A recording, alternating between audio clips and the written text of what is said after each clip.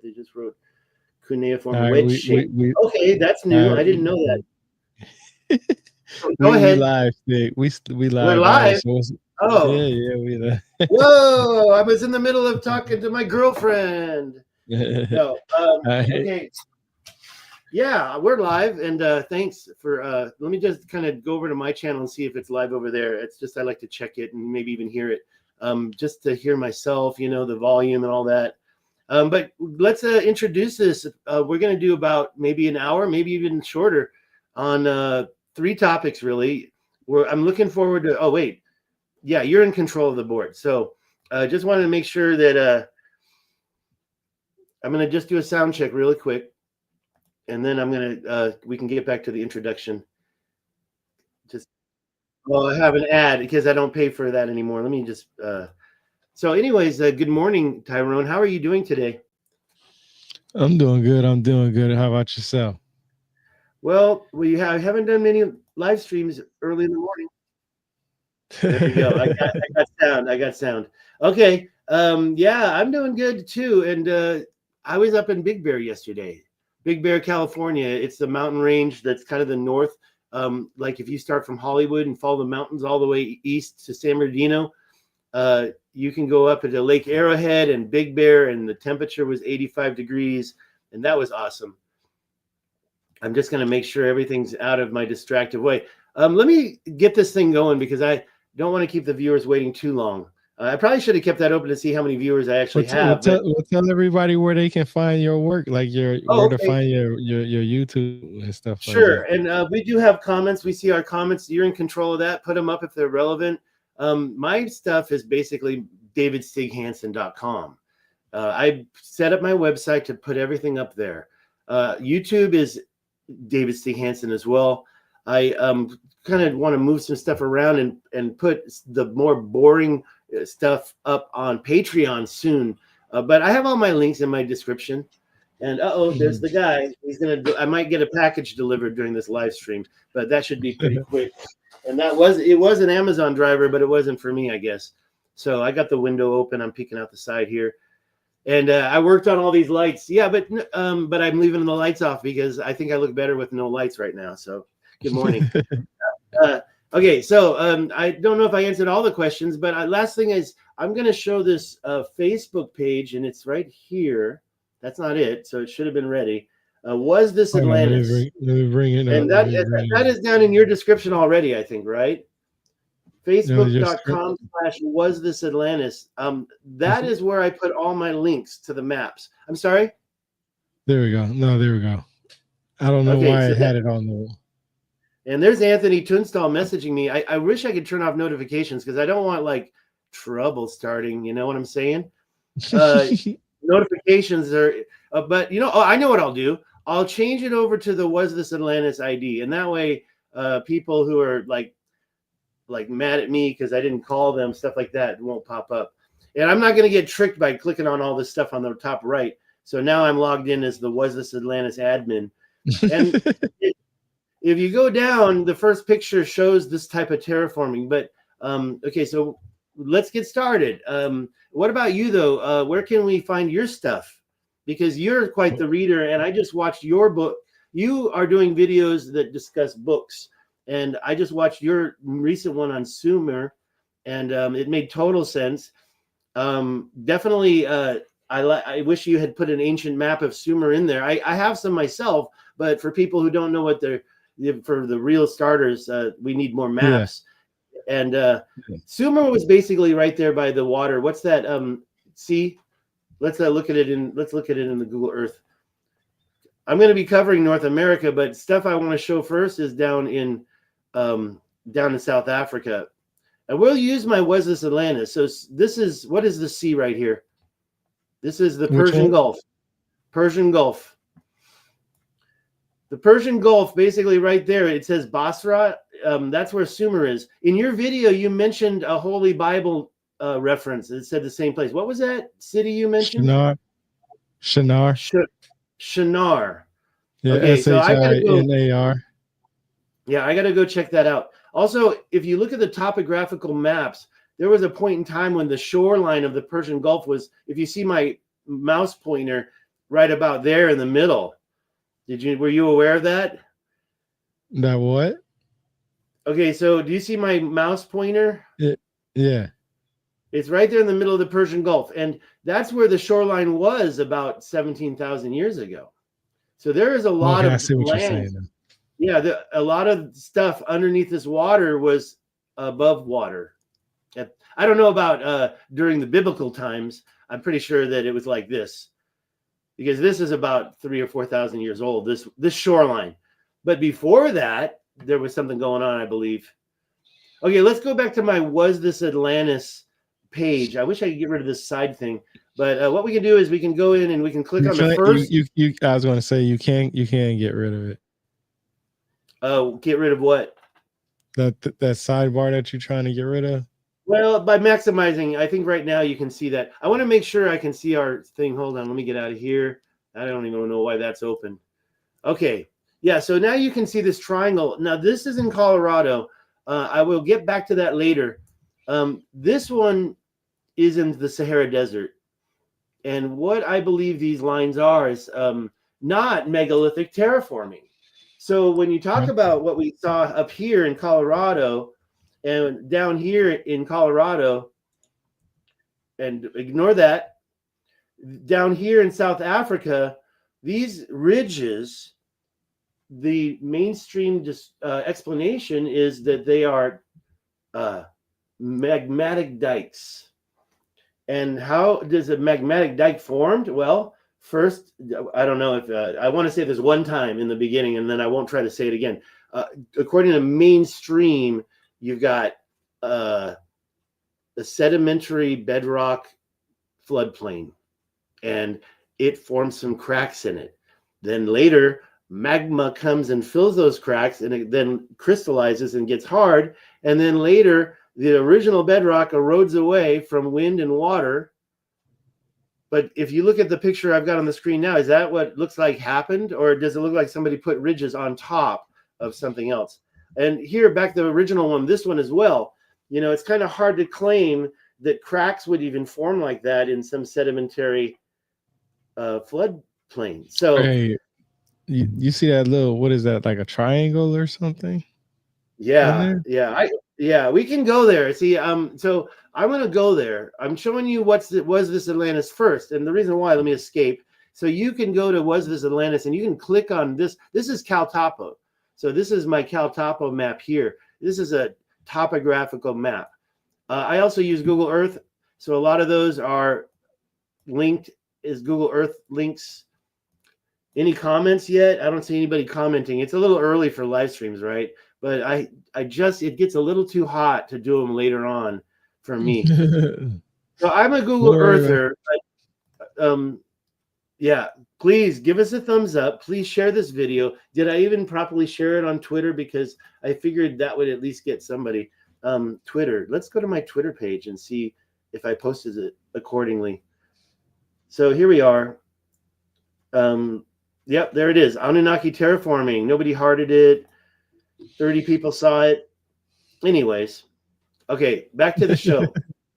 So, yeah, so go to my Was This Atlantis, and the very first one shows Colorado. And what you can do is you can just click right on the link, and it'll open up the Cal Topo.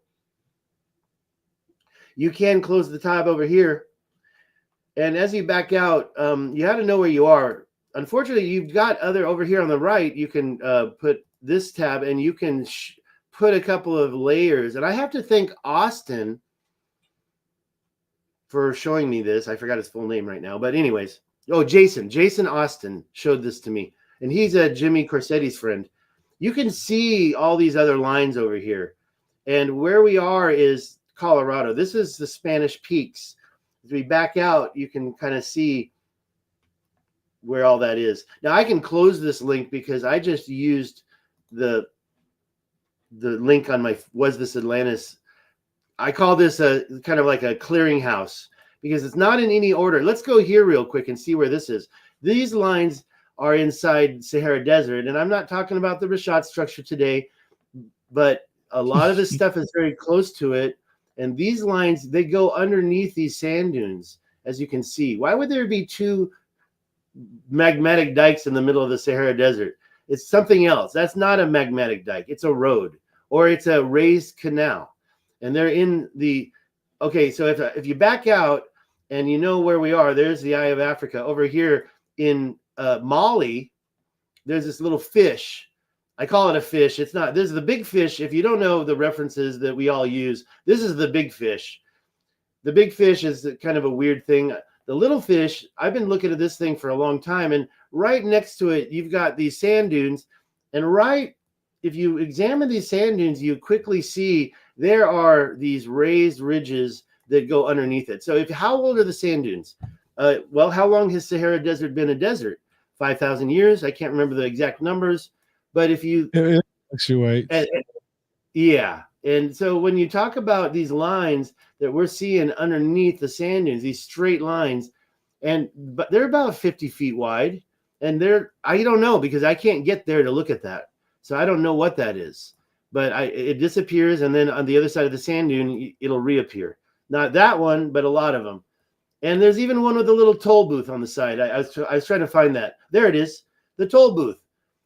I mean, what's going on with that little square that's going? I call it if it's a mountain, I call that a nub. But that's a little rectangle or square. So I call that the toll booth.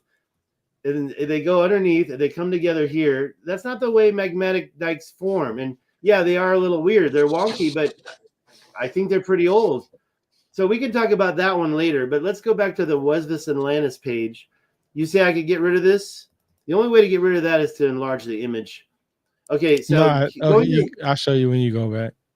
Okay, going to the next one. I think I know I think I know how to do it, but this one, these angles, and this one, if you look at the arc, and I know it almost looks straight, but it's not. I call these the eyes. This eye is a raised eyebrow, a raised brow. It's not really an eye. And this one is a sleepy brow. Like if you're going to do a cartoon, this one, the guy's eye is sleeping. And this one, this is a photograph. I can't back out. And this one, the guy's eye is not sleeping. Well, the reason why I bring up these ridges first is to show that they're almost diametrically opposed, right? Well, when you get into what's bisecting them right here, this ridge raises up and connects. On this side, it's the north one that raises up and connects. On the left, this one goes down and disappears, perhaps allowing water to flow through. And on this one, the one below does the same thing, diametrically opposed. Also, these angles, there's a whole bunch of other angles. These straight lines are all over this Colorado landscape. But compared to South Africa, and we're going to really go there in a sec. I'll show you where some of these lines are. But compared to South Africa, it is different. They're not as clean down there, but there's even more of them down in South Africa. And I think it's really clear that they're going across waterways. They're actually controlling water, which eventually breached them. And when we talk about the story of Anunnaki, I feel like this really collaborates with that story, because I think everybody believes that the Anunnaki story happened in Africa. Obviously, it came from Sumer. It came from, where did it come from? You're the expert on that. Well, see, that's the thing. All right, so the Anunnaki is the Akkadian term. Anuna is the Sumerians, but then also the Dogon tribe has similarity with Egypt and Sumer, and their gods are different ones. So where they really came from, nobody really knows. But if you want to talk about the Mesopotamian, what is commonly known as the Anunnaki, their stories. They have stories where there was toil on earth being done, and they had to shape the world to their needs, basically. When it comes to the translations, that's just basically what it's just saying. That's why, there are theories out there that say that people caused the Sahara Desert to go that route because people were chopping down the trees and stuff like that at a high rate of speed. Cutting down the trees at a high rate of speed. Yeah. Okay, well, that makes a lot of sense to me in terms of, I always thought that the Sahara Desert was the result of some major, long time ago gold mining project. And I do think some of the stuff we see on top of it's also super old, but not as old as the whole. And that goes on to even a bigger theory that the entire Mediterranean Sea is more of a strip mine. And I get a little wild when it comes to this. I don't have any evidence except for my opinion on what I'm seeing. The Appalachian Mountains. I mean, what we were just seeing in the Cal Topo map. There you see North America, right? The United States, basically. A little bit of Mexico, too. And if you look over, you see all this on the Atlantic side. That's a mountain. That's the Appalachian Mountains. Over here, the Colorado starts the Rocky Mountains right there on the left. And then you have that entire thing. You can even see California very clearly, the Central California. I'm going to just take advantage of having control and saying, and when you look at a lot of these open areas, you start to see these domes or mounds in the middle of them, like the Sutter's Butte in California. And when you back out and you see something like an open, like this one, you zoom in and there's this mound. Now, this isn't so beautiful as Sutter's Butte, but what's the explanation for that being there? And here's a couple of other ones. Now, you do see what I call cinder cones. But I don't know if I believe that was still a volcano that just popped. The cinder cones, I guess, are here. That looks like a little cinder cone. That looks like, I think you call that a cinder cone. A volcanic, maybe you could say that's a volcanic, sorry, the term I'm looking for is crater. And over here we have something that looks like even could be a volcanic cinder cone crater. But what's going on next to it? Look at all those dots. So I don't know how wide those are. Well, I don't know how wide those are. Now I'm really getting nervous. What are we looking at right now? See, I'm finding new stuff live on air right now. Those, if I originally look at something like that, I don't know how wide those are. I would say those are, mining dumps. A dump, one dump. And if you don't know what I'm talking about, just very quickly, I'm going to go over to Google Earth. We're going to zoom into Lesotho. And we're going to look at a modern day diamond mine. Now, let me ask you something. You don't find none of this stuff anywhere else in the world. Let me just finish my point. And you're right. Okay. You don't. I mean, actually, I take that back. You find it all over the world. But they're always giving different explanations. Like a magmatic dike in Colorado comes from erosion, but one in Utah comes from the salt. It's like, what? Yeah, the Salt Lake is their lost salt. It's like, what does that even mean? Okay, so let me just make my point about mine. This is modern day, right? And you've got two strip mines. You've got a leaching pool or a settling pond. You've got another one, and they're probably working it over here. This is probably where they're doing all the, I don't know how they do it, but they're processing what they pull out of that. But once they're done with it, they got to dump it. And this is their dump. This is their dump field right here. They actually created a new mountain. And once you zoom in, you see those pimples, right? Yeah. So this is a modern day. This is a modern day. And now let's go back to look at the Cal Topo. What the F are we looking at here? All these pimples, are those some type of a dump? I don't think those you can call those volcanoes. I honestly need to put that. See, what I like to do when I see something like this, it looks like a textured basketball too. Yeah, I'm gonna grab this right now. This is what I do. I put it in the What's This Atlantis page, just like this. I take a shot. I took the snipping tool shot. I take a nice clean one. It's already been put into my what do you call it?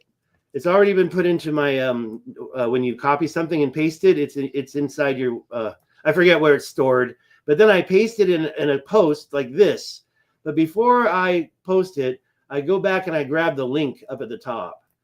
And that way people who see that, they can just easily click on it. Long after I'm dead and gone, hopefully this is available. Somebody needs to mirror it, and now it's a done deal. So that's what I do. And there's I don't like this meta ad. Let's get rid of that. Okay, it's gone. Good. And there it is. So now anybody can go to facebook.com/whasThisAtlantis and click on that link.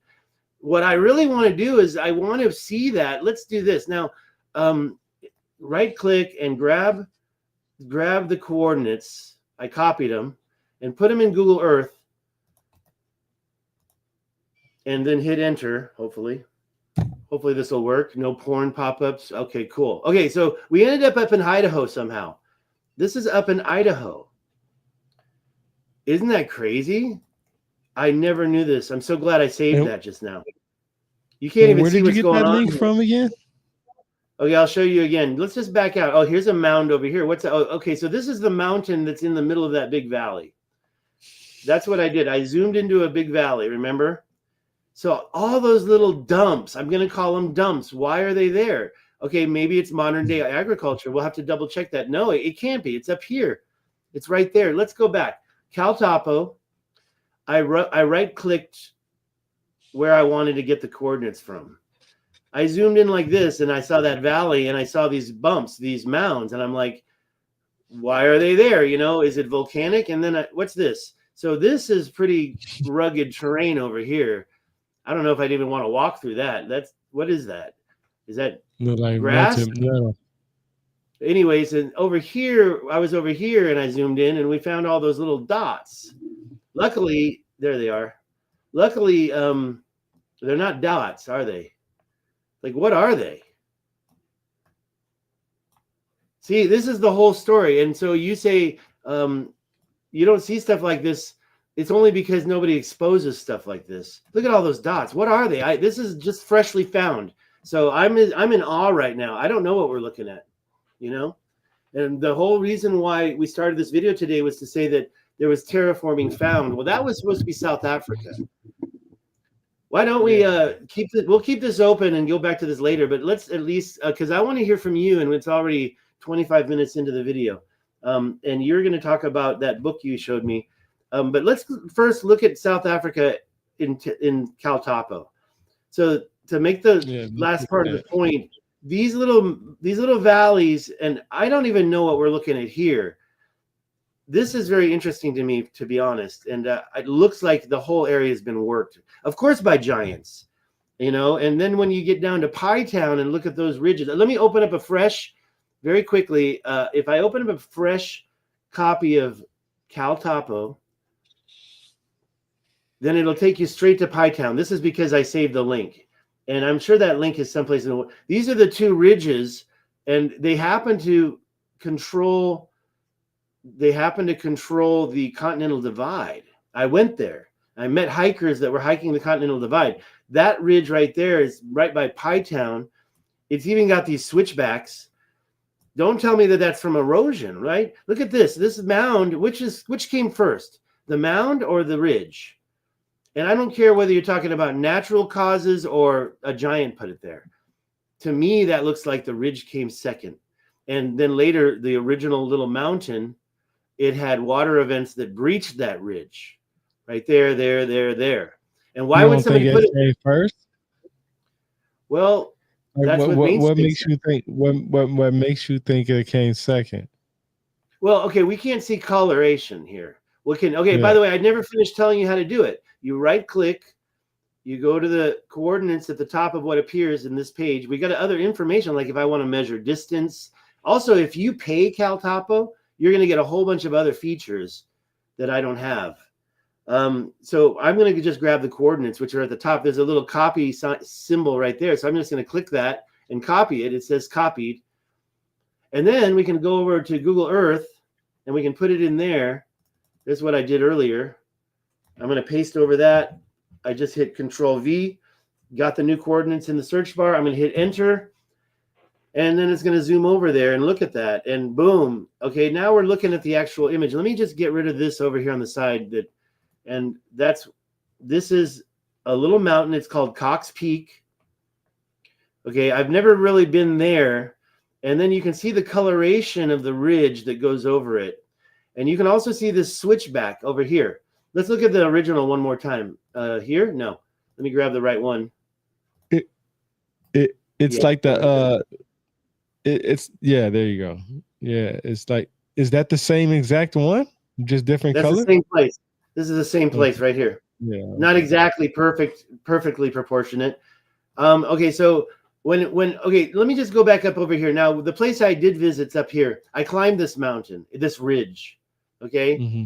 There's another switchback that's going this direction. I call it a switchback. It's not connected. The water is going right there where the switchback would connect with it.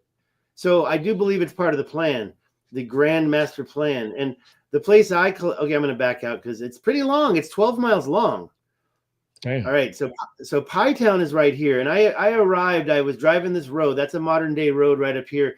And when I drove, I cut through here, and I looked at. I got some pictures right there. It goes all the way to the other And side. then, don't be sleepy. You're gonna make me yawn. And once we No, got to the other side, I wasn't yawning. I wasn't yawning. I was saying it goes all the way to the other side.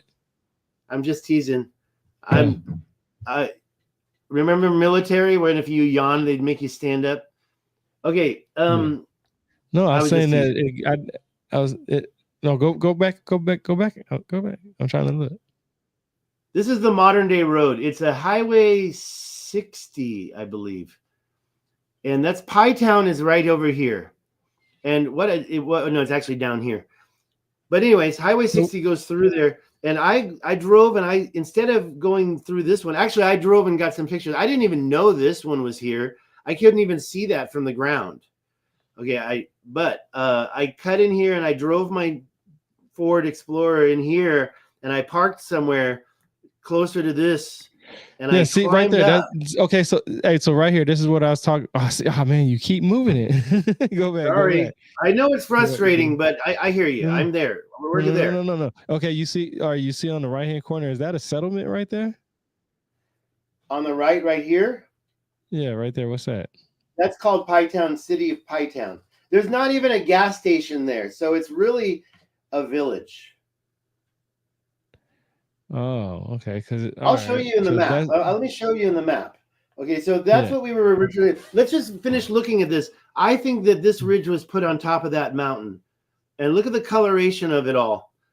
We've even got some small ones. There's a little tiny one there, but we're going to back out and we're going to go to Pie Town, the city.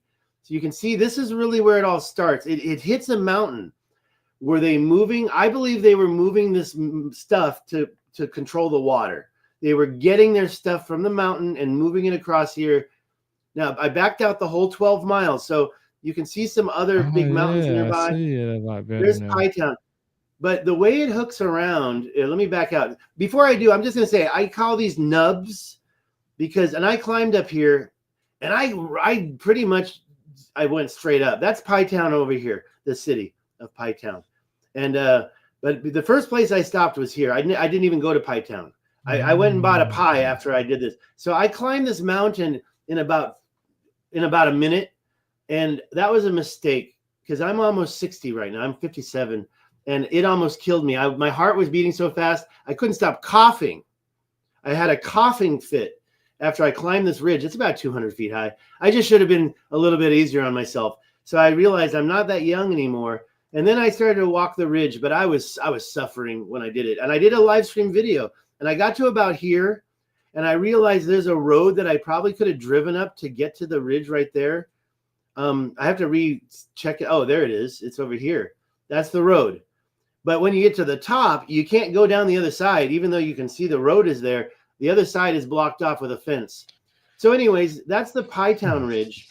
And you were asking, I wanted to show you, but did I answer your question, or did I avoid answering your question just now? You had a question a minute ago. The only one that I asked was the one about the settlement. Okay, that's Pie Town, and there's a nub next to it that I was trying. And down here, there's a mountain next to it that started this. There's a switchback here. There's a switchback here, and up at the top of this, it doesn't really just end. It actually curves around here.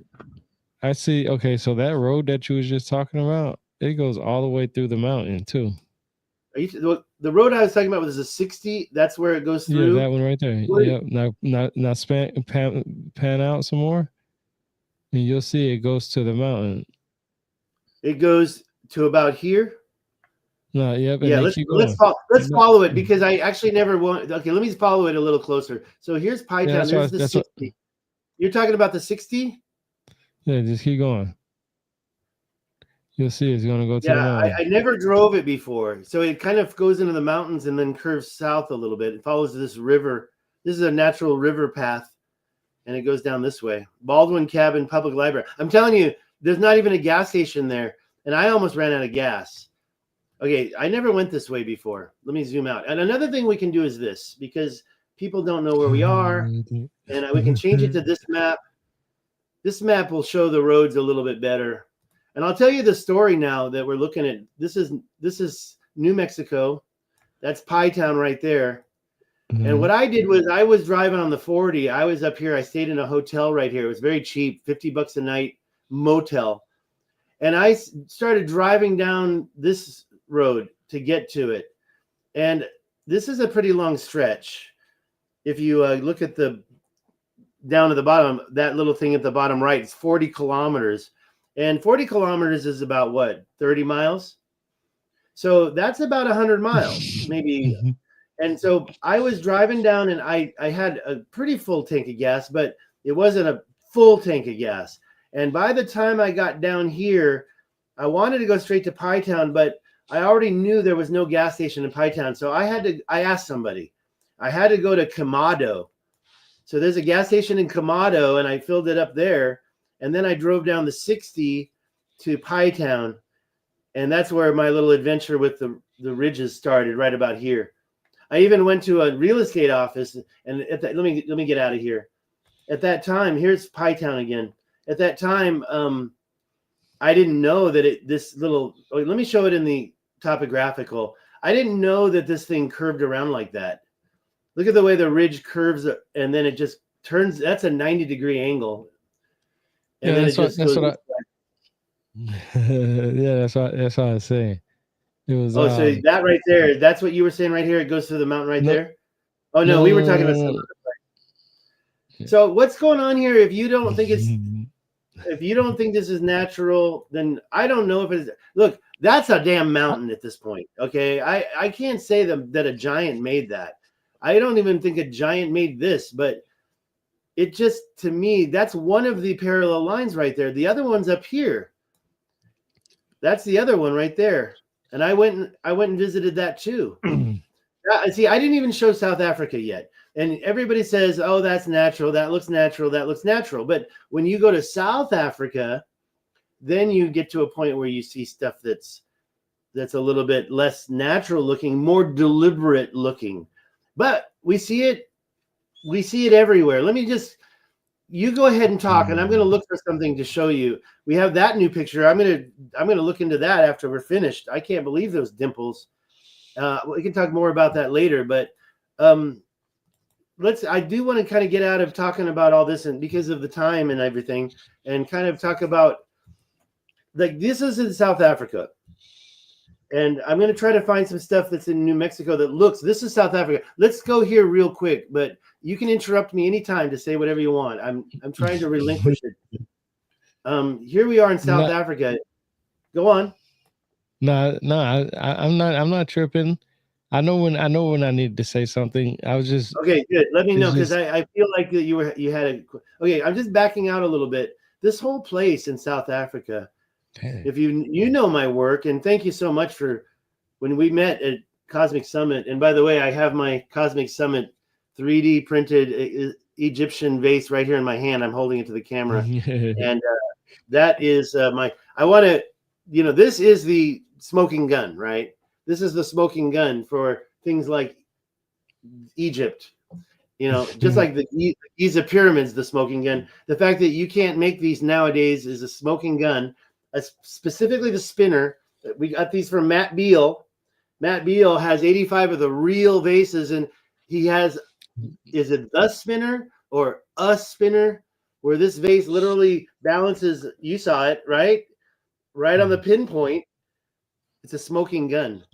Well, yeah. I think this stuff is smoking gun evidence too, and we can try to find it. Zooming back in, I don't know if I'm going to be able to find it, but when you zoom in, you see these things everywhere. I found what I was showing you earlier.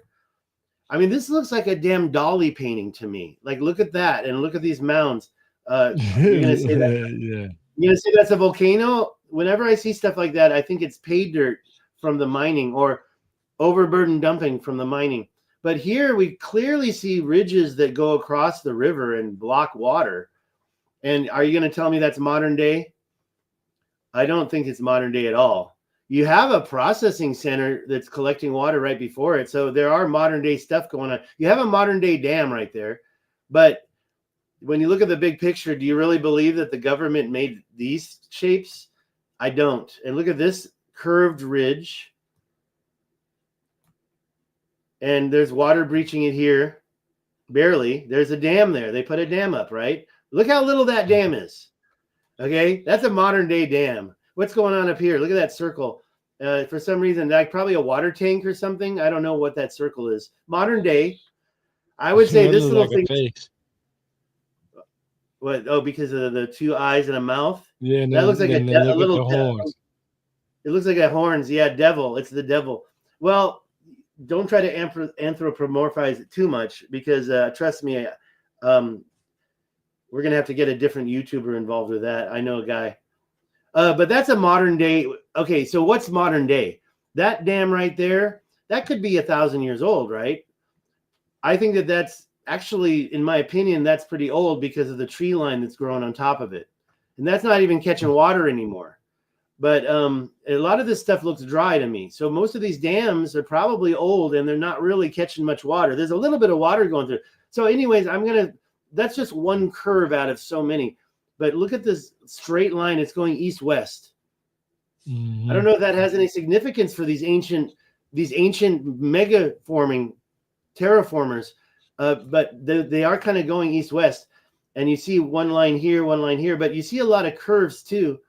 This is the one that starts in my Was This Atlantis page. And just to me, I feel like there's not a lot of natural explanation for this curve.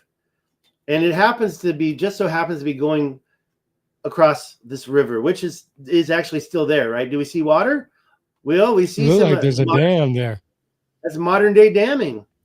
Definitely. 100%. You can see it here too. Oh, there's another one. Yep. Yeah, and that's modern day. But then back out a million years and you see this other stuff. And look how it grabs this other over here. You got this big river. Okay, I don't want to say big river, but you've got this bigger breach. And then you've got this 90-degree turn, in my opinion. Outside that 90 another one. Over here on the right, you see modern day stuff. And that modern day stuff is a lot smaller. Any comments? Any questions from the audience? Oh, we got a lot of comments. Any round radar scans? Round radar. What's that? A round. What's a round radar scan? That sounds like something that you get when you're on a submarine. Hi, Nolan. How are you? Nolan 412. He also says, tweeted before clicking, not expecting live. Lake Titicaca south to the salt flat. Some people say Lake Titicaca is an ancient strip mine. Ground round radar. That's not SAR, is it? SAR? No. You'll have to be more specific. I don't know if there's anything down here. I've been trying to I have talked to Michael Tellinger on the phone. We just talked. But he's a busy guy. Look at this ridge. How many rivers breach this ridge? How many rivers breach this ridge? Okay, first there's this big river over here. That's a starting point. We kind of have a line. Let's look at the topo on that. Where are we? Uh-oh. Where's that? Okay, we have to go back to what's this? Oh, I think it's over here, right? No? Oh, we're gonna ask ChatGPT some questions on your topic. Okay, I guess I gotta start again. When you go to my Facebook page, just click on the link. It'll open it up fresh. I'm gonna drag that over here so we can keep it organized. There it is. Wait a minute. Oh, I wanted the Cal Topo. Dang it. Okay, that's easily solved. What we're going to do is we're going to reverse it. We're going to right click here. We're going to get info. We're going to go over here and we're going to click on the location. It copies it. We're going to take it to Cal Topo. And then we're going to put it into the coordinates and paste it and then hit the enter key on my keyboard. And it takes us there. There we go. Let's look at that. I mean, that's not just normal geology anymore. Okay. You see what I'm saying?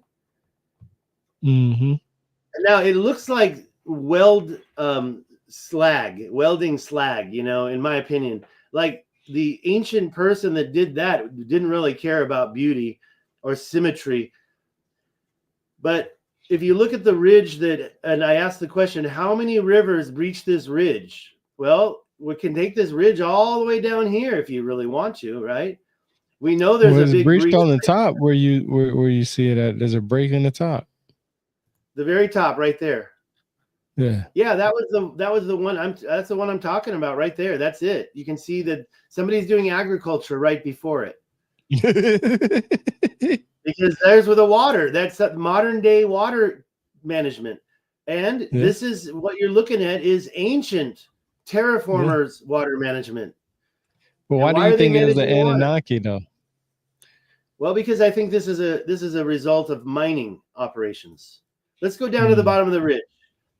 Okay, there's this other thing that we looked at That looks like already. a head. Well, and that's another thing. I think the whole globe looks like. Do you know the Leonardo da Vinci painting of what is it called, The Birth of Adam?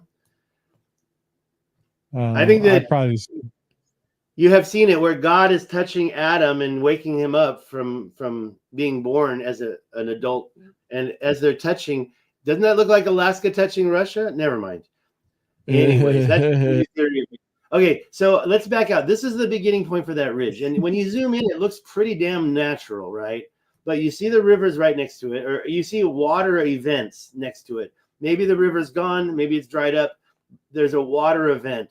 And I think a lot of these ridges are trying to grab water that doesn't exist anymore from the past. Also, you see smaller lines, by the way. Look at this line. How do you describe this line right here that's kind of going in this? That's the thing that we're looking at. So it's very skinny right here. Is that it, or is that not it?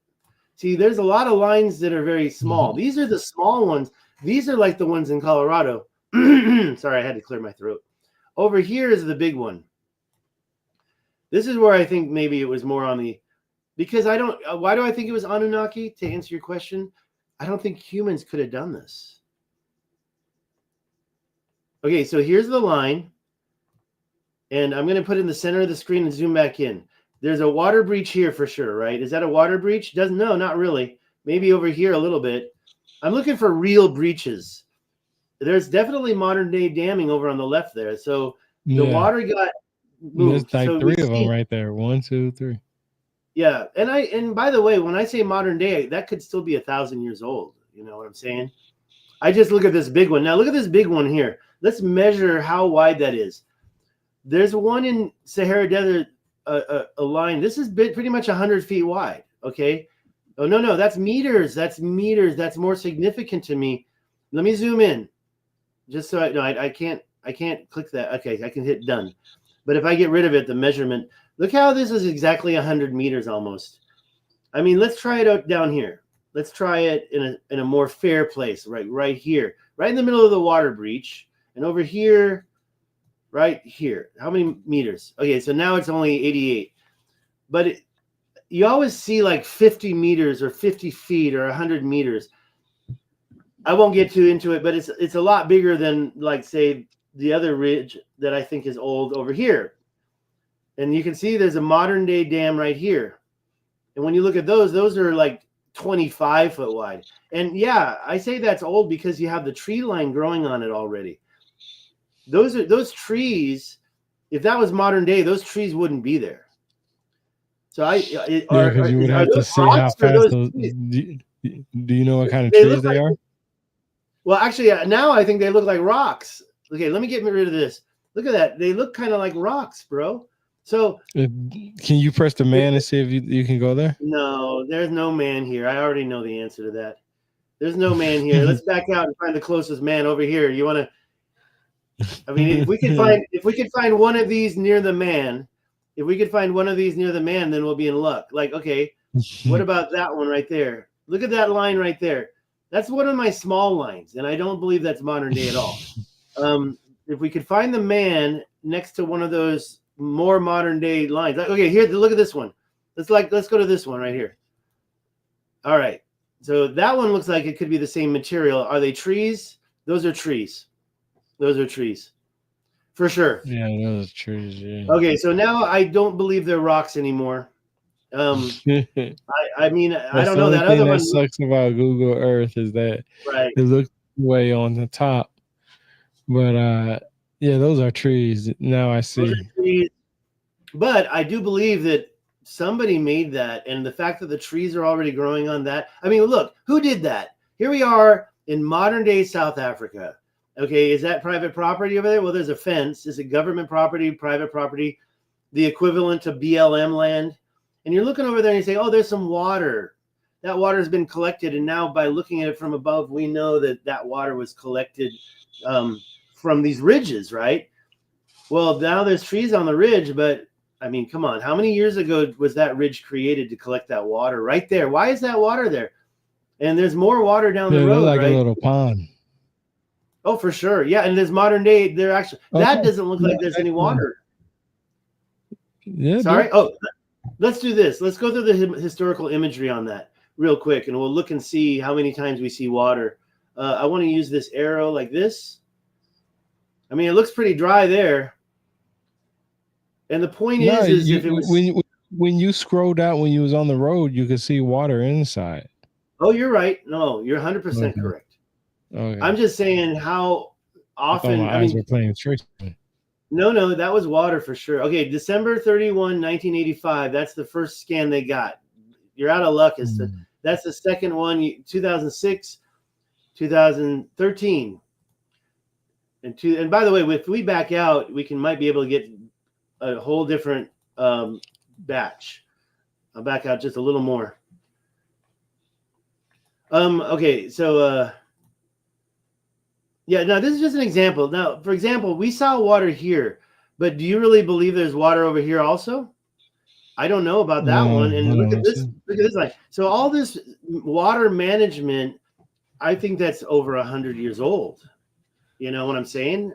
And when did this is South Africa. When did the colonizers come, you know, and try to take over and actually succeed in the case of South Africa? Although things are changing again there. I know a few South Africans. Anyways, let me just say this. I don't think that's less than 100 years old. And when I see stuff like this, I kind of think that it could be super old, older than the white man. And then backing out, when we see these lines, okay, we're not north. Let me put it back to north. When the Dutch settlers came to South Africa, do you think they did that to grab the water right there? Or do you think that was done by people before them? Well, where were they? Where were the Dutch settlers at? Well, they are the ones who grabbed South Africa, right? Mandela. Yeah, but where were they at? Oh, okay, first of all, they're definitely in Cape Town for sure. Johannesburg, big city. I mean, we have to assume that the settlers were there early. Okay, let's open up ChatGPT. Let's just test for fun the voice, but I don't have to stay here if it messes things up with the stream. I'm here. Okay, don't talk. I'm here asking about South Africa. When did the Dutch settlers first go there? And when were they able to really start doing a lot of infrastructure in South Africa? When did the infrastructure start in South Africa? Please keep your response succinct, but do supply all the years you can.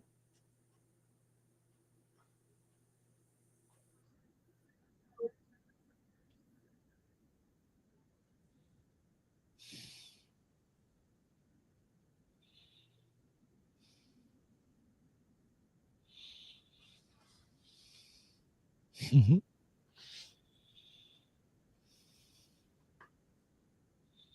Okay, now what about Johannesburg? When did Johannesburg become a significant city? I assume that it was significant before the Dutch settlers came, in my opinion. But I don't know what mainstream says. Please tell me the year Johannesburg.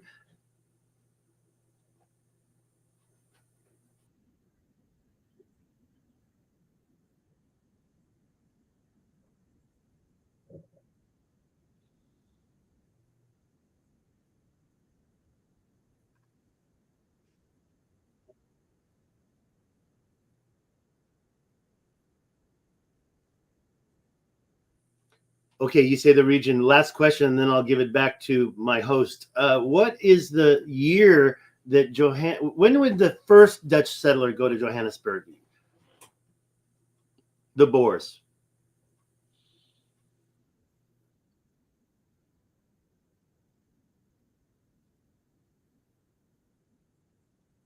Mm-hmm. Okay. What did it say? Okay. All right. That's enough of her for now. But okay, so let's go back to the map. I mean, Well, what'd she Johannesburg's up say? here. Oh, so could you not hear her at all? No, we couldn't hear her. Okay, I'm so sorry. Yeah. You were responding. Whenever she made a point, you were responding. All right, so here's what we have to do. And I'm sorry about that. If I had known, I wouldn't have taken so much time. No, that's talking to her. cool. That's cool. That's cool. Okay, That's cool. That's so cool. this is what she said right here.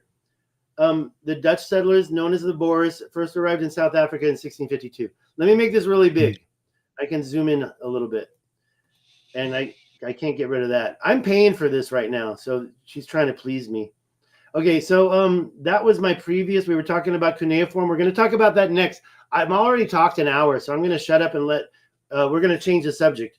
But the Dutch settlers, known as the Boers, first established a supply station, which is now Cape Town. Remember where that was? Cape Town's down here on the water, right? Obviously, because they. Okay, let me get out of the historical imagery. But on the water, because obviously they arrived by boat. You know what I'm saying? Okay, so significant infrastructure development really began to take off in the early 1800s, she said. Female voice. It's particularly after the British took control. And that's when she said that, you were like, and I thought you were hearing her say that. And that's why I thought you could hear her. Okay, so and then they started building roads, ports, and other infrastructure around the 1820s to 1840s. So do you really think those water controlling, if we go back to that picture of the water, do you really think that was done in the 1820s or older? I think it was older, but who knows? Then I asked her why about why would they have been done in the 1820s though? Right. No, that's a very good question. Okay, first of all, I don't want to go find it again, but the one over here I can find really quick. It's right here. These were the ones that are next to this. So obviously this is don't say floodplain so much as a water passageway right there. And where's the water going? I guess it's got to go around this corner and go that way. I don't know that much, but we do see these water controlling. Can we call it a levee? I don't think so. A dike, yes, but definitely not a magmatic dike. That was put there by someone. Maybe those were done with tractors in the last 50 years. Maybe. I mean, in my opinion right there, that looks like it could have been done 50 years ago. Oh, by the way, let me say one more thing on what she said. Regarding Johannesburg, and you heard me ask the question, it didn't really emerge until 1886, until there was a discovery of gold on the Witwatersrand. And now I'm actually, now that I see that, I'm copying that, and I'm going to put that in the map because I want to know where that is. What sparked the gold rush and quickly turned Johannesburg into a major city? So the answer was those Dutch settlers never even went up to Johannesburg until the mid 1800s, right up here. Pretoria, Johannesburg, right up here. Now I'm going to put in this word real quick. Oh, not that word. Why is that there? Okay, this word, Witwatersrand. And I want to see where this place is. It's got to be over here. Okay, so there's the gold. Oh, wait a minute. Now, as we back out, do we not see another ridge? Right? Do we not see basically a ridge controlling water and actually a lake from a breach? Yeah, you know, it's funny because I went because me and Dave we went to a local place here, and he had Yeah, went you to were mentioning Dave and Mike's multiverse. You went with Dave yesterday? No, the day before. Okay. But he had went to a different place prior to that, and he had shown a place. We was talking about it on his live stream yesterday about these. He seen these rocks in a snake-like shape in the woods, and I was telling him maybe it was a way to control water, you know, coming down, because he said it was on a higher plateau, I guess. Well, you know, if you know me, this is what I got. This is my website, davidstighansen.com, and this ancient history link talks about what I'm trying to do in my next trip to the Rashat. This serpentine, to me, I don't know why they were building it, but I say, was it water? I mean, why is it a serpentine? Why is it a snake? Well, I think there's a reason. It's easier for them to make curves than it is to make a straight line. Like, okay, so like if you're gonna look at my arm, like if you're gonna have a machine that distributes stuff, distributes, you okay, let me do it a different way. Starting at the bottom, if I'm going to distribute some out of my hand, like if I've got a handful of sand and I'm going to release it and is my hand going straight or is it following a curve? It's got to be following a curve, right? It's not going straight. So this is my theory on that. The machines that distribute this content were in one place distributing it on a curve.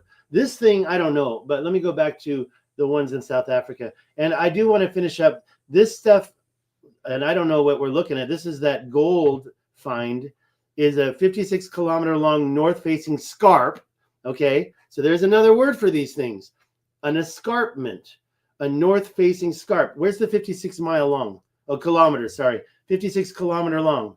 Where's the north-facing? Okay, so they're talking about this whole thing, right? They're talking about this whole curve right here, this whole big thing. Although the big part is on the other side of the lake, but the other side of this ridge is right here. And it is kind of an escarpment being a cliff. They may have said water created that, which it's a little bit too proportionally, I don't want to say parallel in straight lines. It's a parallel curve. There is such a thing as parallel curves. I've had that argument before by trolls. Pretoria is right there. So I think Pretoria was probably more, and we know that they do a lot of diamond mining there too. It's a sad state. Look at the shapes of the water above there. I mean, just the way the water is controlled right there, to me, kind of means something. I didn't even know we were going to go there. I'm going to make some final points about this, and then let's get to that book that you're going to show us real quick, because we're going too long. And I know that you have only a certain amount of time, right? So what else was I going to say about this before I make my final points? These ridges are very similar to the ones in Colorado. Some of these are a little bit bigger and more, maybe we could say degraded. Maybe we could say they are more older. And I've already shown a lot of other videos. You know, we didn't get into what I've shown in Lesotho. I can show you Adam's calendar, the stone circles that Michael Tellinger has shown us. You know what I'm talking about, right? The stone circles, Michael Tellinger's stone circles.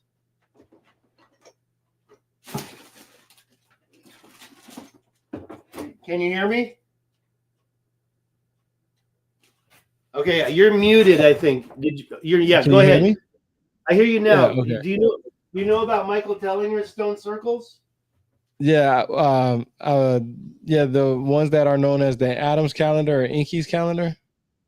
Oh yeah, I can see. That's why I brought this up. I can take you there right now and show you that. I'm very proud of the fact that I know where it is. This is his book, and these are the stone circles. However, that's not Adam's calendar. Now, these things, I found those up near the Rishat structure. And really? Michael Tellinger, yeah, and they're very, in my opinion, inferior compared to the polygonal stones found in Peru. But Adam's calendar, and here's a picture of it in the book, I can take you there.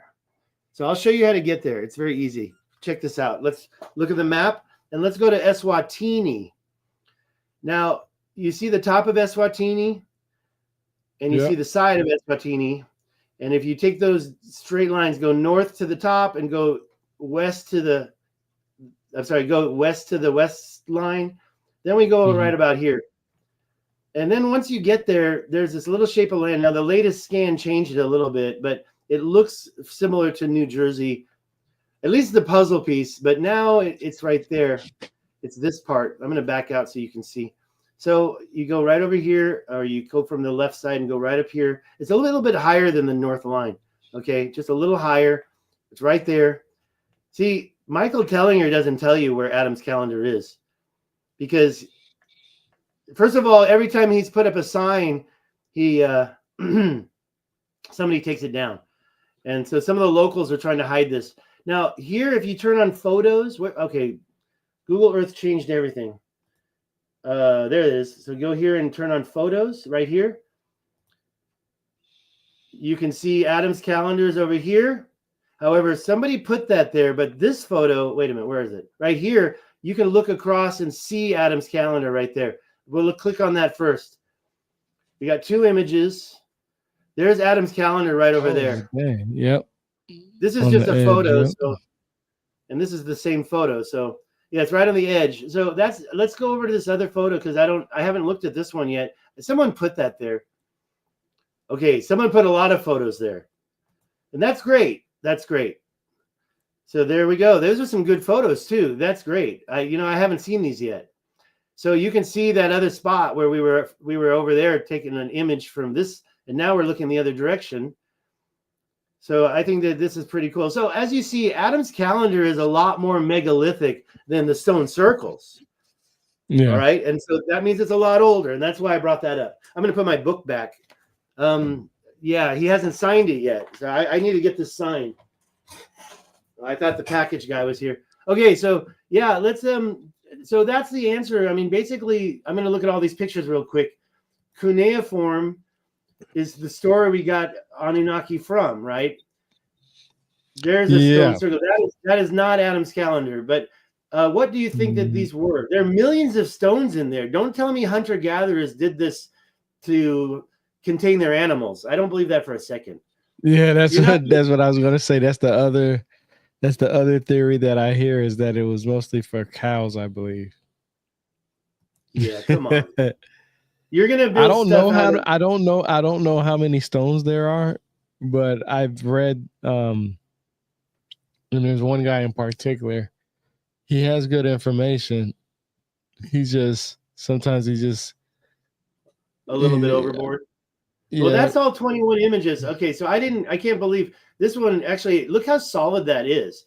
I mean, again, I'm going to show you this picture here. Is that the same one? It's not the same one. So I don't know where this came from, but that's not Adam's calendar for sure. I mean, look at this. Not only is there circles, there's terraforming around the circles in some spots. You see? And can you make my screen bigger, my picture? Yeah, I am. I'm working on it, boss. I'll put that up. Hold on. I'm working on it. I don't know why it's not. Why isn't it? Oh, shoot. We're all good. Why is it? Let me find it. Make my picture bigger. Hold on. You know what? I think I got an idea. Hold on. Let me see. No, it still won't let me. You got to take yourself off the stage, but don't leave. Take yourself off the stage, but don't leave. There you go. Are you still there? Can I hear you? Now you can, but I can't talk while I do it.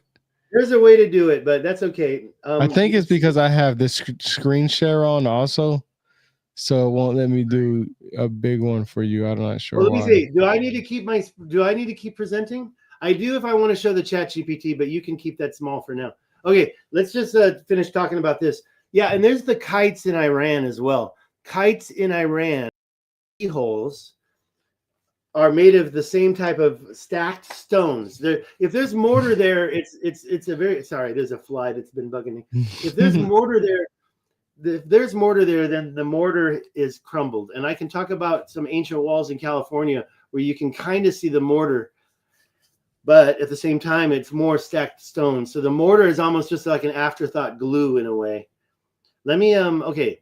So I think we're finished talking about the difference between stones like this and megalithic structures like Adam's calendar and all the other megalithic stuff as well.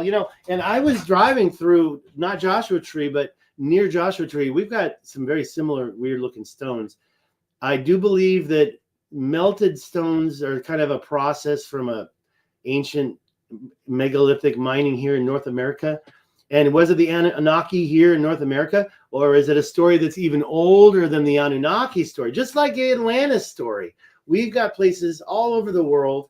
So I don't believe for a second that Atlantis was around the whole world. I think Atlantis was the last city before the Western growth out of Greece became our history, if you know what I mean.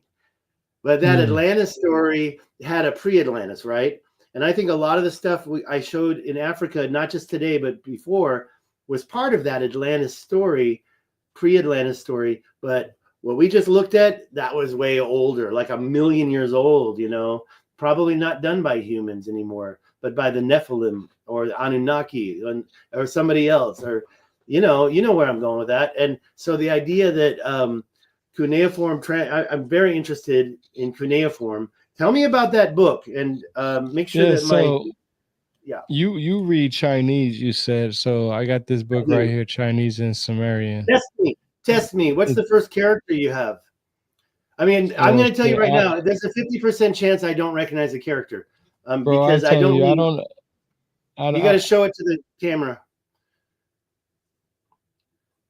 Yeah, I Also, I'm kind won't. of curious. It's The traditional print is kind Chinese. of small, so it won't even. That's why I'm saying I have to take pictures of it because the print's very small. You see.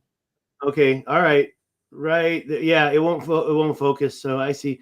That one looks like Lee, Li, but I can't really see it very clearly, so I don't know for. It Oh, is, yeah. there you go. Okay, Lee. All right. Yeah, it is Lee, and it's got that little radical. What's that radical called? Anyways, that's awesome. Yeah, Yeah, so they what's the name of the connect that book? with the Chinese and Sumerian. Okay, and who wrote that? C.J. Ball. When did he write it? Shit, let me see. Hey, Zero Is this Control. Zero Control. That whole area was fully controlled. I don't know how long ago he said that. 912. That was a long time. He said that about a half hour ago. Yeah, he's talking about the water control. It was him. Zero Control is the person that showed me South Africa. We have to everybody go to @0control on YouTube and add him and take a look at all his terraforming. I'm going to write that down in the comment. What year was that? with this book? I don't know, man. It don't even say because it has different parts in it. It All came right. out. Well, that's actually a better sign when they won't show the year. That means it might be a later edition or something. Okay. Well, Well, it's the other. it's from the Forgotten Class ForgottenBooks.com. You can actually get free books from them. Really? Now I Yeah, really want to know. yeah, you can definitely. So I think it's like a reprint of an old book that they just found, and because it says by C.J. Ball, so I don't. I'll probably have to look online because it doesn't say exactly in here where. Let's see. Zero Control just asked, "What's that book?" Okay, so it's 1913. 1913. 1913. Wow, that's old. Yeah, Can you it's, hold the cover up again? Oh, there you go. There you go. that's how it Chinese would and look. Sumerian. 1913, Oxford University Press. That's because it doesn't have a copyright. That's Yeah, probably copyright free at this point.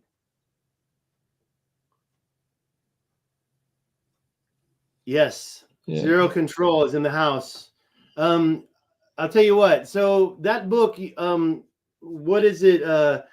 Let's talk about it. You know, a Chinese character. Let me put my Chat GPT back up. Chinese character. This is what I searched earlier. Where was that? No, I lost it. Oh, I'm in the wrong place. Let's try this. No? Okay, I lost my Chat GPT. It must be, I have to go through them all. This is weird. Sorry about that. Tell me more about that book. Oh, there it is. I found it. I want to, that's 1913. So those guys that did that, I mean, I wonder what was their motivation in 1913 to compare Chinese to Sumerian language. Well, because the Shang Dynasty has a lot of relationship. Their writing system is similar to the Sumerians too.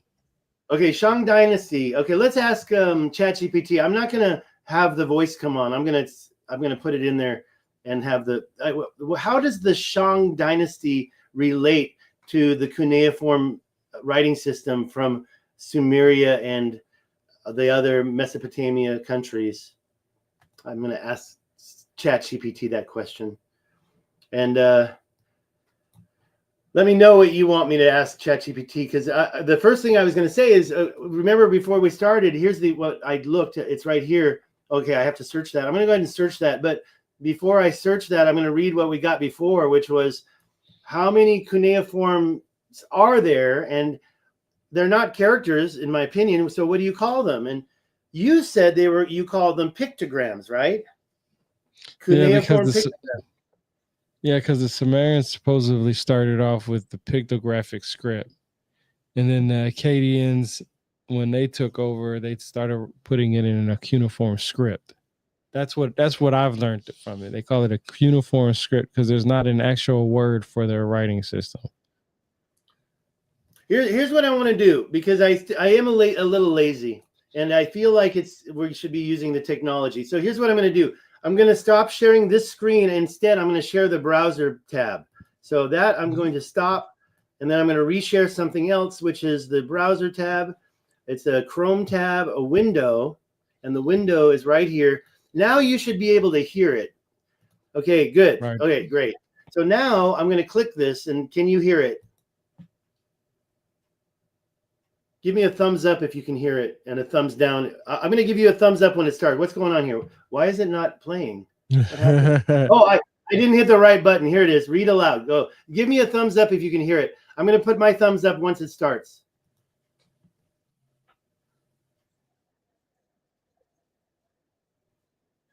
No? Oh. Did you hit the little when you Whoops, I messed did up. that? When you did that, Yeah? before you open it up, there should be a little thing that you should hit on the bottom that says I think it says allow sound or something like that. Also share tab audio. Yeah, it's right there. It's already on. Okay, now window, it says to share audio, share a tab. Okay, so now I learned. Yeah. Let's go back. We'll do that one more time. I kind of need to maximize it. I'm going to share the tab now. Chat GPT is right there. Share. All right. Now let's find that chat, and let me do that one more time. It's down here. Okay, let's go back up and we'll listen to that. So she's talking about, let's test it. Give me the thumbs up. Yep. Cuneiform isn't described in terms of letters, like in an alphabet, but as signs, sometimes called logograms or syllabograms, depending on how they're used. In the earliest Sumerian stage, there were about 1,000 distinct signs. By the later Akkadian, Babylonian, Assyrian stages, the system had been streamlined to roughly 400 to 600 signs in active use. Scholars generally refer to them as cuneiform signs rather than characters or letters. Okay, we had enough of her. Now, we did that search right before I finished. It's way down here. We were searching what? I'll go ahead and let it play until we get bored. Shang Dynasty. The Shang Dynasty, China, 1600 to 1046 BCE, and the Sumerian Mesopotamian cuneiform tradition developed independently. There's no evidence of direct influence or shared origin. Okay, wait a minute. Points now, of relation hold on. and difference. Okay, let's try this. Now, what's the name of that book? Chinese and Sumerian by C.J. Ball. C.J. Ball. Mm-hmm. Chinese and Sumerian by C.J. Ball is a book written in 1913 that compares the two. What do you know about this book? And tell me if that changes your previous answer. I'm lazy. I don't want to think about too much. No, that's good. Use your technology. So yeah. Sometimes I argue with her. She's not a girlfriend yet, but oh, by the way, Sonic Roots Fun says, I think the whole planet was created and the moon and the proportions are so odd. Now he's referring to the 108 number. Do you know about that? 108. Mm-hmm. The proportion between the distance between the moon and the Earth is the same proportion between the distance between the moon. The Earth and the sun. And those are both 108 of basically the 108 what? I forgot. It's a proportion at this point. Okay, so now she says, you're absolutely right. Oh, wait a minute. I didn't finish when I was talking about that comment. Sonic Roots Fun says, I'm not sure if the Anunnakis did, but probably did later terraforming, maybe after Mars and Venus failed. Okay, see, so I understand his point. The way I'm saying it is that the creators of the Earth, or a million years ago, or billion years ago, those guys, they made marks, and then later marks were made, and the ones that Anunnaki Sumers wrote about with cuneiform, and I keep saying Sumerians, and you already told me it was the Akkadians that came up with that term, right? Yep, came up with the term Sumerians. Yep. So yeah, so exactly. So I don't want to even try to claim that knowledge, but my point is that someone did it at a later date. And what they're talking about, the Anunnaki, could have been something like, just like the comparison between pre-Atlantis and Atlantis. Anunnaki could be that Atlantis group right before they ran away to Nibiru, Oh wait, you already told me they didn't come from Nibiru, did they? Well, they could have watch the came. video. They just ain't. They could have came from Nibiru because Nibiru was a city, but they didn't come from no Nibiru that orbits our sun every 3,600 years. Gotcha. Yeah, I heard that in your video, and that was a very interesting point. Okay, so I asked the chat GPT. Let me just go ahead and hit the. Even though I might cut it down, I don't want to try to listen to the whole thing. We're gonna start it. You're absolutely right to bring up C.J. Ball's Chinese and Sumerian, first published in 1913. This comparative linguistics work attempted to trace phonetic or structural parallels between Sumerian and ancient Chinese, a viewpoint that does offer an interesting historical footnote, but it doesn't change the scholarly consensus on the origins of these writing systems. I don't even understand what she said. What the book is. Yeah, me Authorship either. and publication. Written by Charles James Ball, published by Oxford University Press in London in 1913. Goodreads. Scope, a comparative linguistics text exploring the Chinese and Sumerian languages, seeking correspondences, and possible ancient connections. Polyhistoria.com. You can access digital versions, for example, via Internet Archive or HathiTrust, for more detailed review. Yeah, free. Online free. books page. That's how I How it watched affects it. the previous answer. I'll tell you. My earlier point stood. Shang Chinese script. Let me turn that off. Let me turn that off. I didn't get that. Well, you can find it for free on. Okay, you can access digital versions. I read Graham Hancock's America Before, Magicians of the Gods, and Fingerprints of the Gods. Actually, I listened to his audiobooks on Internet Archive. Internet Archive records all the websites. Yeah. But it also is a library. It's a good website. I use it. They have a lot of books on there for free that you can read. Some books that you're not even supposed to have on there, they have on there. Actually, I disagree. If it's on there, if it's on the Internet Archive, it's either out of copyright, like I believe this one is, or Graham Hancock gives permission.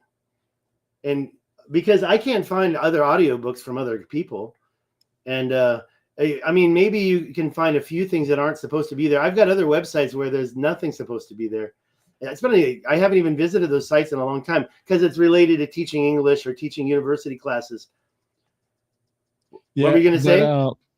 I know that because Paul Wallace, he had wrote a book.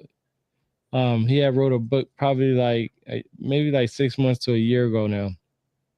And he actually had somebody actually put his book on there, and he was talking about how he lost 60,000 people reading his book because I think they gave a number on how many people read the book or downloaded or whatever. I can't remember exactly how, but okay. So he was happy.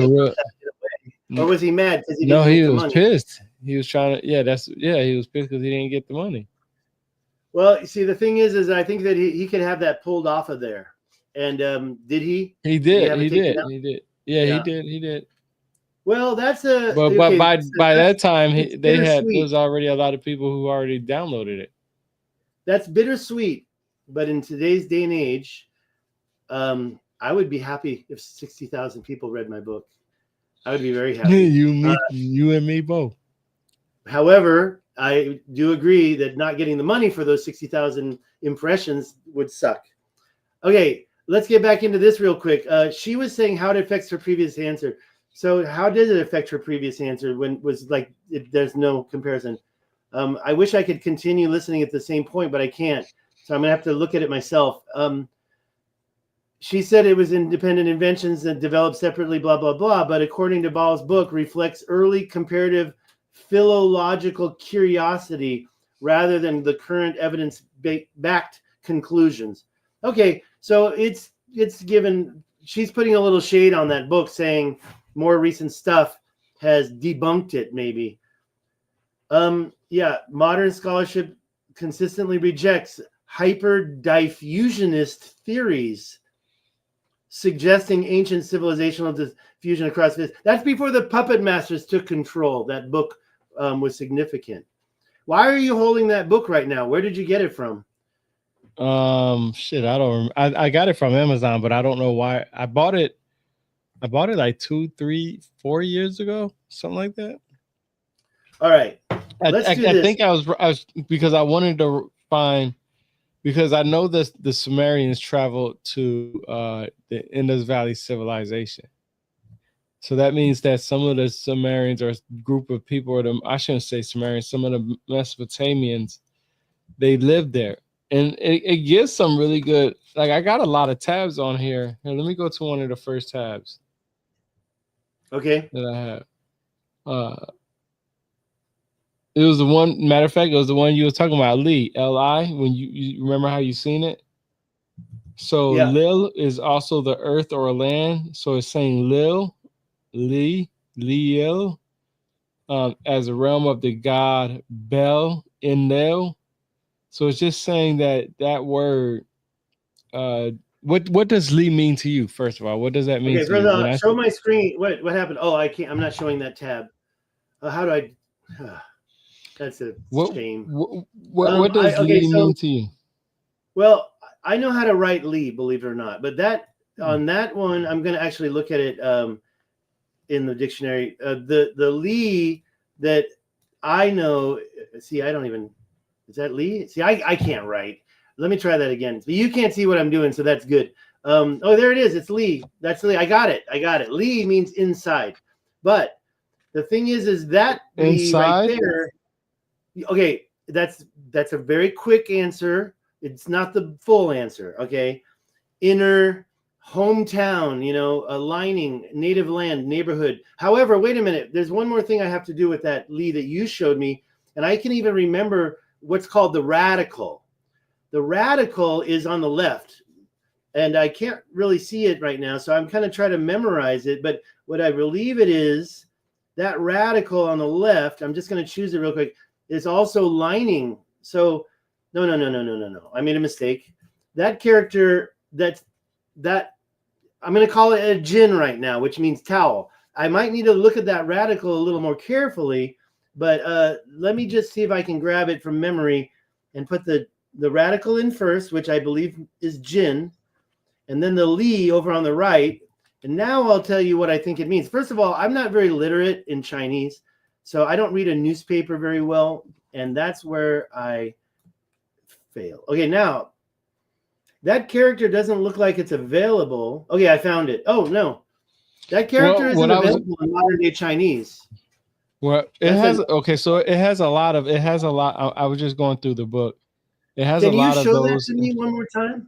Show that to me one more time. Let me see. Yeah, hold on. So when I asked you what it meant to you, you said inside, or you gave different meanings. Just the right part. Just the right part is Li.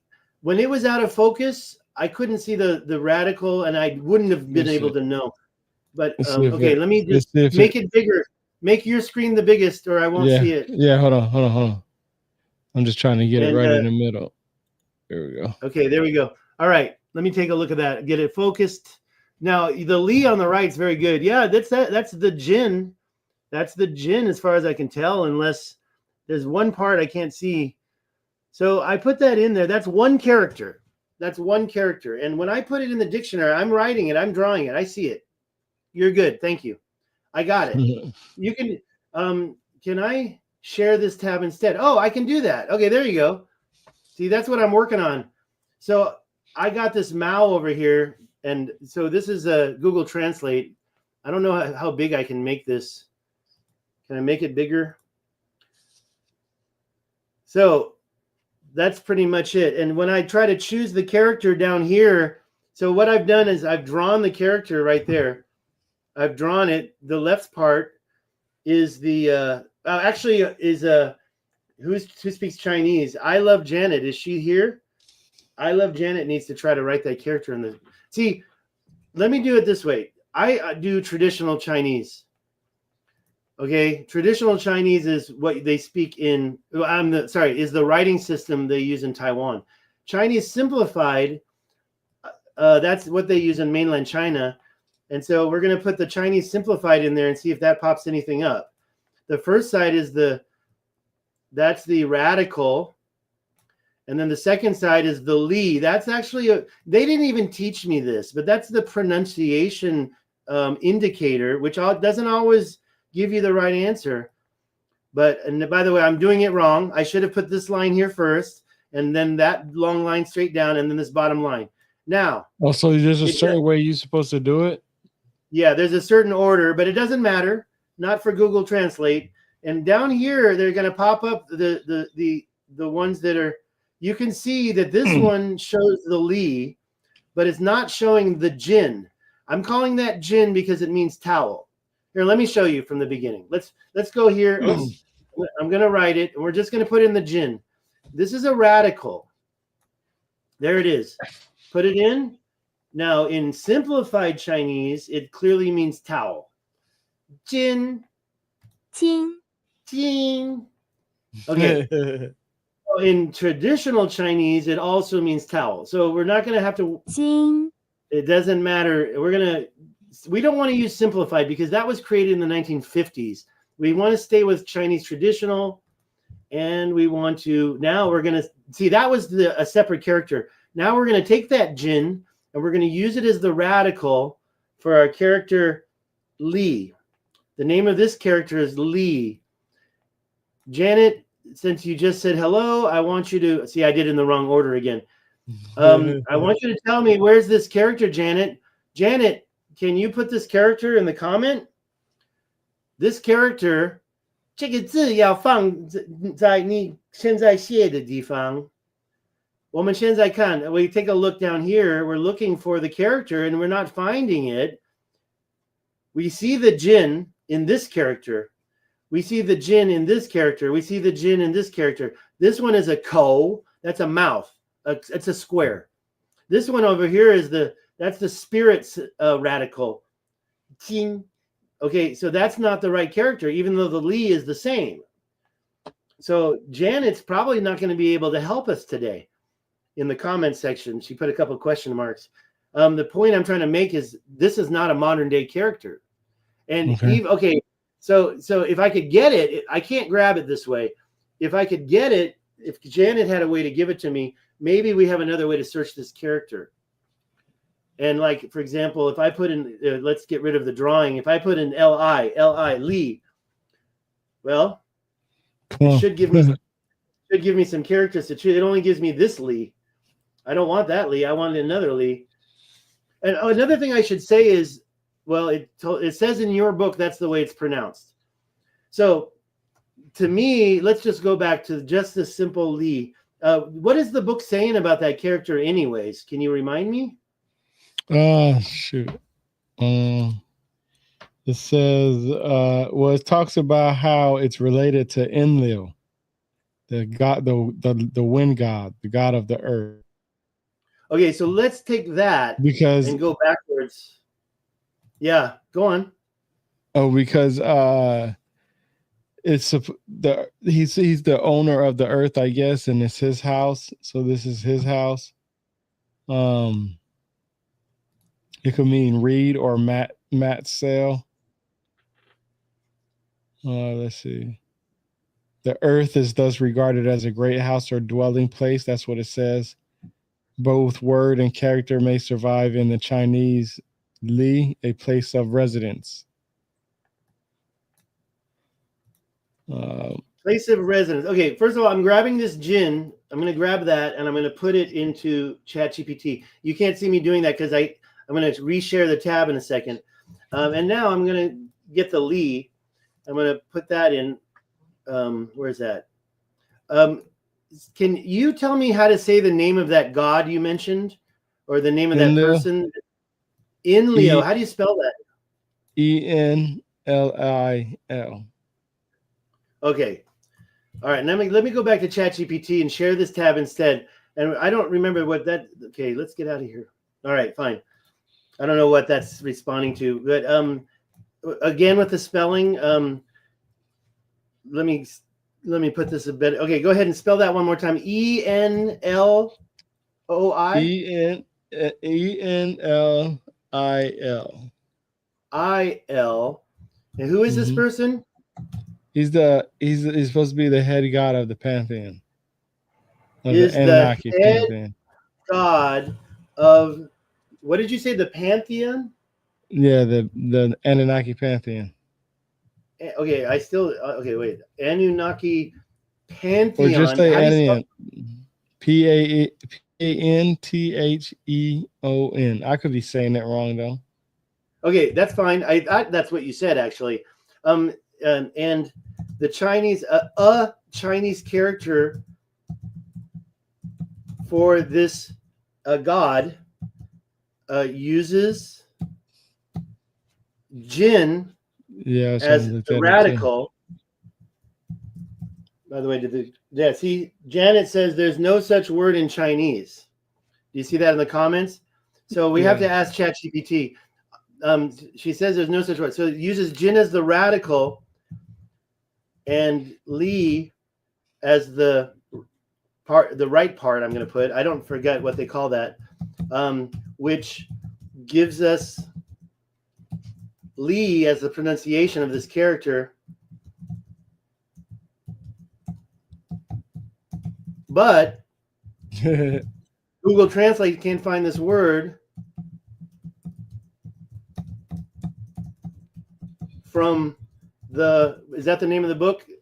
It's called, where's the book? Here it is. Chinese. From the CJ Ball's Chinese and Sumerian. I'm just going to copy that and paste it. All right, we're gonna prompt this out and see what they say. This word from the which is found inside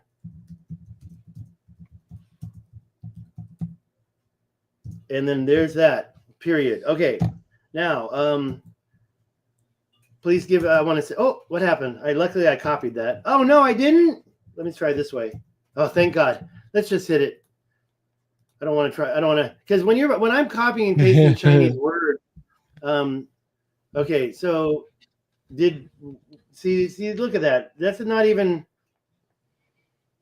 mainstream Chinese for Enlil is given here. Okay, let's just look at this. Okay, see, can you give me this character? This is what I'm going to say before we get an answer.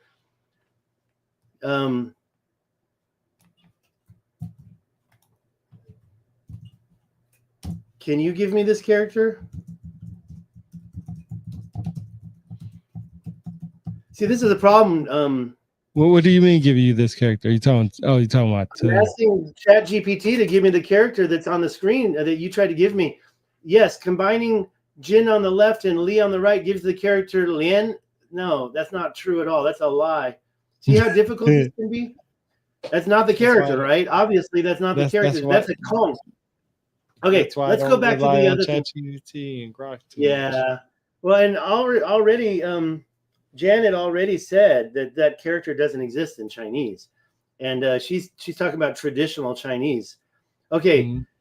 So what was that thing that I had searched for before? Oh, Alil. Bottom line: Ball's speculative character has no traction in modern Chinese usage. The accepted Chinese rendering of Alil remains these three words, and the notion there's a single character conform to this appears to be his imagination. I'm sorry, Tyrone, your book's not holding up today. I'm sorry to tell you, but let's get into the other question that I think ChatGPT can.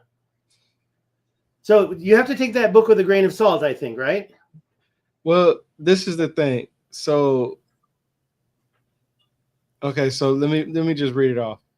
It says, it would appear then that this is primitive pictogram for house and wind, which so far as I know has not hitherto been explained. Really figures a reed wall when it denotes a house and a reed or a mat cell when it denotes the wind.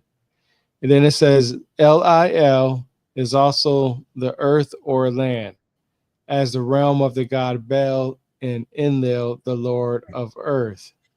The earth is thus regarded as a great house or dwelling place. We should push that into chat. I also agree with you. I don't trust ChatGPT with this type of stuff. Hey, let's compare. What's this one then? Okay, make your picture big. Yeah, let's check another character. And let me hold on. Let me change over. Right, let's share this tab instead. Okay, I am not seeing it. Can you point your finger? That's Lee. I see Lee on the side. Yeah. Lee. But yeah, Lee. It's right by the word Chinese and above the plus sign. Yep. That's the same character, Lee, and I can create it right now for you. Let me get. It's right there. I already have it written. But that they using that part as part of. He's using that as part of his explanation, I guess. Okay, well, see, the word Lee right there translates as inside. Take a look at my tab again. Put my tab large, and you'll see what Google Translate tells you about that character. Dang, which one Again, is it? Yes, this is this. I'm going to scroll down. Even though I put the Lee here, and traditional Chinese translated to English, we have inner. That's an adjective. That's inner. Now, hometown. Now, what did you say? Home? What was that you just said? Hometown? Like home or residence. I can tell you right now, I used to live in a city called Zhongli. Zhongli is in Taiwan. And the Li is that, well, now I'm wondering about it.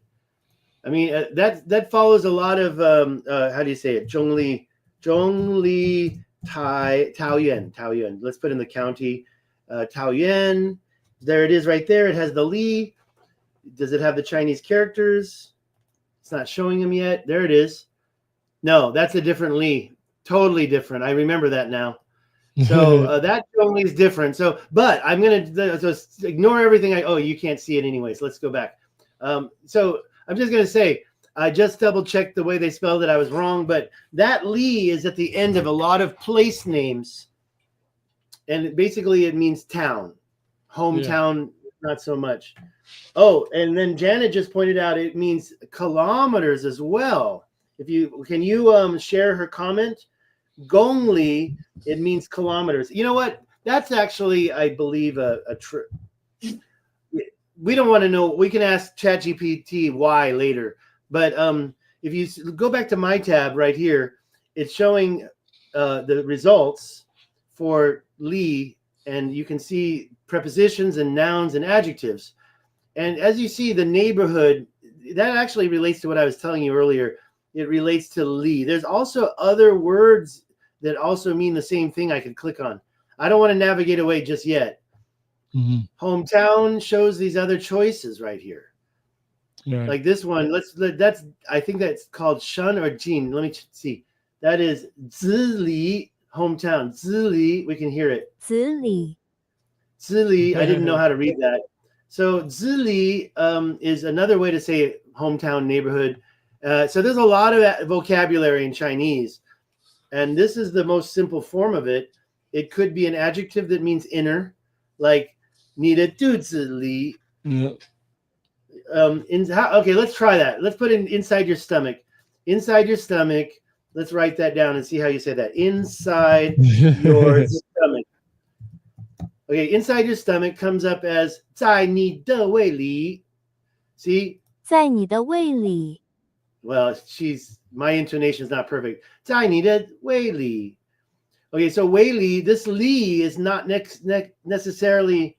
Okay, let's grab this character now. We're going to grab this character and see what it means. You see that character? It actually has the true Jing. I was wrong earlier. We're going to go back to, this is traditional. This is English.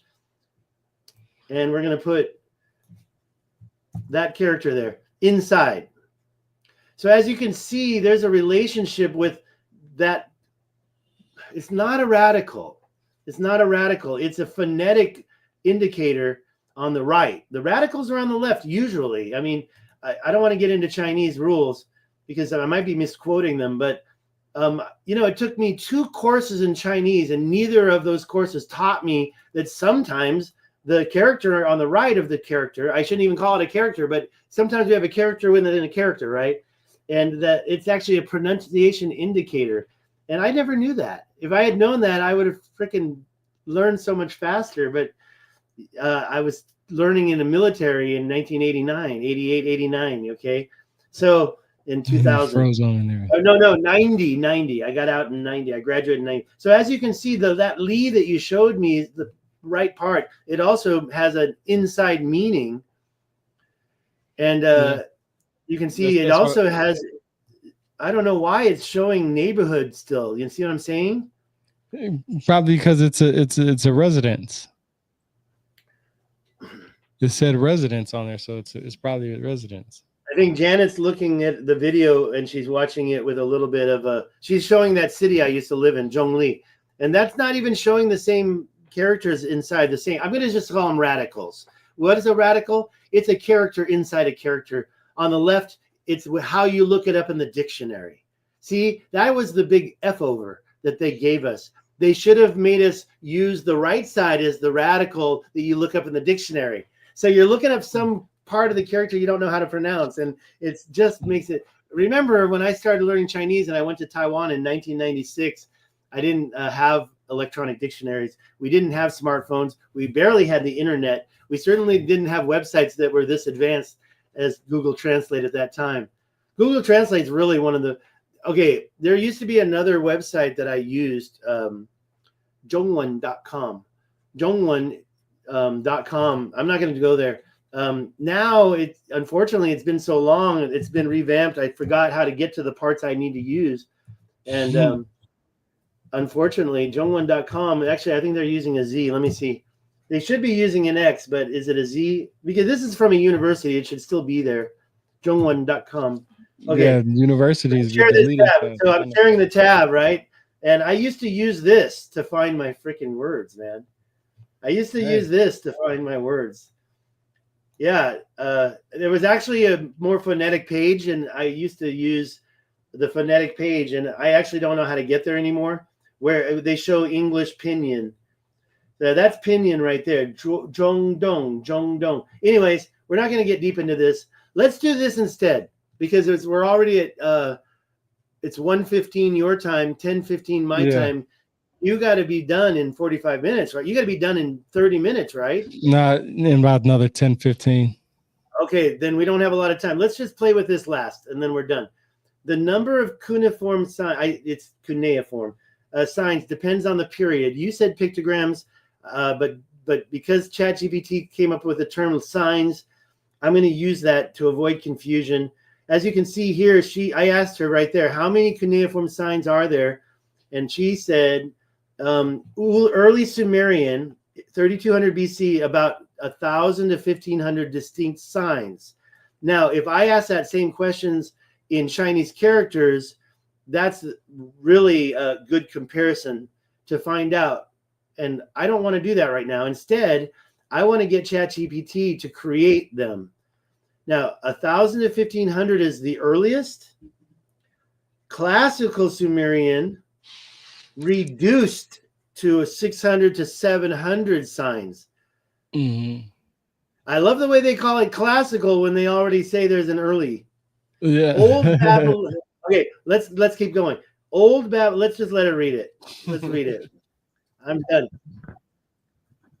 Oh, being written. Sorry. Early Sumerian, Uruk period, 3200 BCE, about 1,000 to 1,500 distinct signs. Classical Sumerian, 2500 BCE, reduced to around 600 to 700 signs. Old Babylonian and later Akkadian use, 2000 to 1000 BCE, further standardized to about 400 to 600 signs in active use.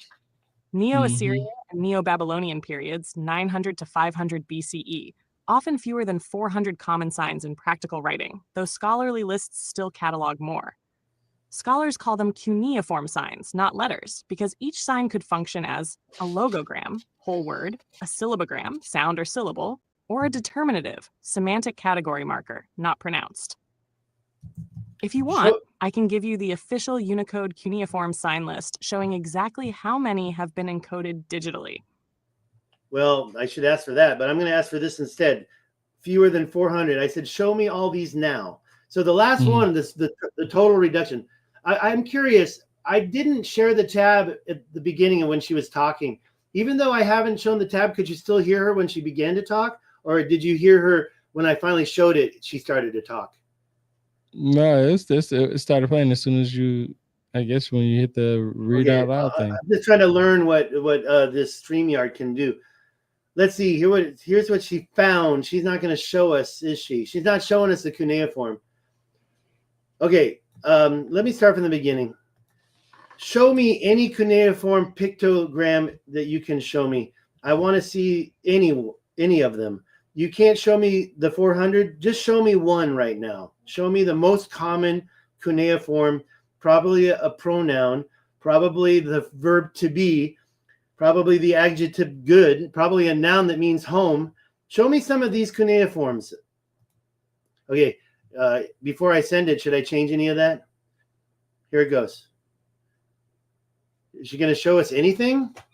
I don't think she can do it. I mean, there we go. Well, okay, she found a picture. Oh, she showed. She showed key cuneiform signs. From Here's one. Wikipedia. No. Right here. This is actually something I can copy and paste.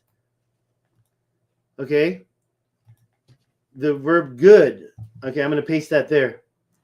The verb good. Yeah, good, Doug. Yeah, Doug. Yeah. Wait, where's number 2? Where's number 1? House. That's the one for house. The verb to be is here. First person singular, me. Third person singular, M. What?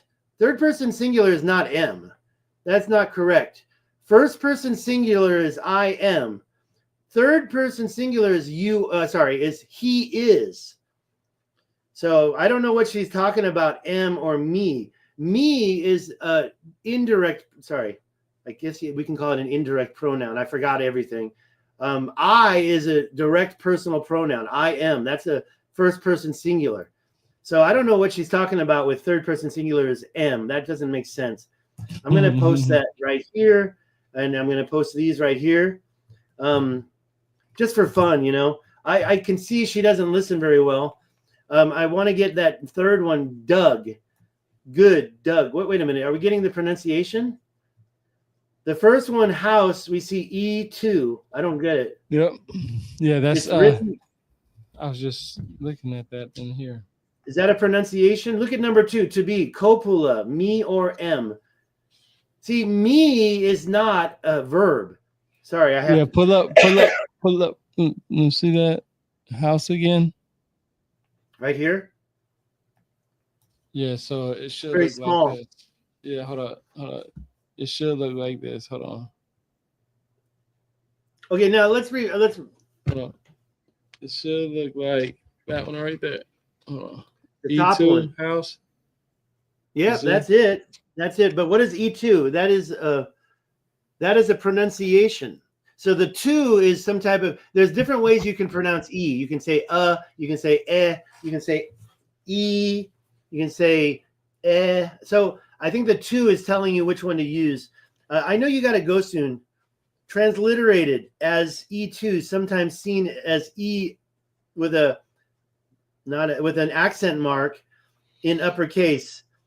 Sometimes it appears in compounds like E accent mark dot gal, meaning palace or big house. Okay, we're learning how to pronounce cuneiform, folks.